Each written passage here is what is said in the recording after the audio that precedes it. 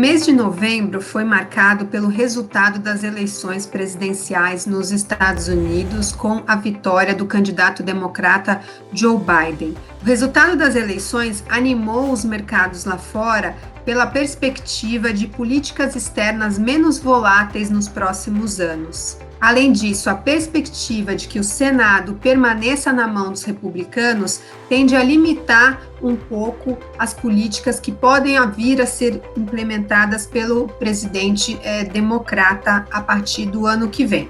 Nesse cenário, as bolsas reagiram muito positivamente, o dólar perdeu valor frente a demais moedas e os países emergentes foram bastante beneficiados, atraindo capitais.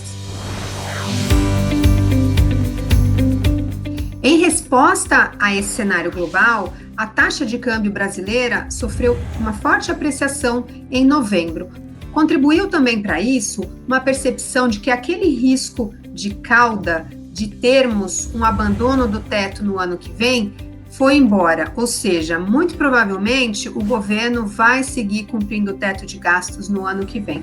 Por conta disso, reduzimos a nossa perspectiva para a taxa de câmbio ao final desse ano e de 2021. Esperamos que o real termine o ano cotado a 5,1 e caminhe para R$ 5,00 por dólar em 2021. Considerando os fundamentos da economia brasileira, a taxa de câmbio teria espaço para se apreciar até mais do que o que a gente espera para o ano que vem. Contudo, o fato de ainda não termos completado o nosso processo de ajuste fiscal e de termos provavelmente apenas poucos avanços no ano que vem, deve limitar esse movimento. A nossa taxa de inflação deve ser mais reduzida no ano que vem. Esperamos agora IPCA de 3,2% em 2021. Isso mesmo após estarmos fechando o ano com inflação de provavelmente 4,4%. Além da pressão de curto prazo por conta dos preços dos alimentos devido ao câmbio, à demanda externa,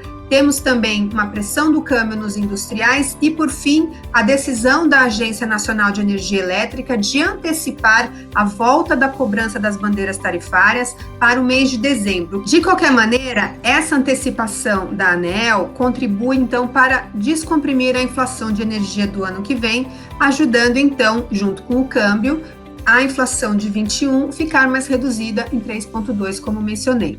A inflação no ano que vem deve permanecer comportada mesmo com a recuperação da economia, que, aliás, foi bastante forte no terceiro trimestre, com o PIB crescendo 7,7% na margem. Para os próximos trimestres, esperamos um crescimento um pouco mais gradual, mas ainda assim, se a pandemia não voltar a de grande preocupação a ponto de termos que retroceder no processo de reabertura da economia, o mercado de trabalho deve seguir gradualmente se recuperando, compensando em parte o efeito do fim do auxílio emergencial que vai acontecer a partir de janeiro. Nesse cenário, o Banco Central deve manter a taxa de juros estável em 2% na reunião do início de dezembro e ainda assim manter a sinalização de que essa taxa de juros deve permanecer nesse patamar por um período prolongado. Entretanto, em meados de 2021, cada vez mais a inflação de 2022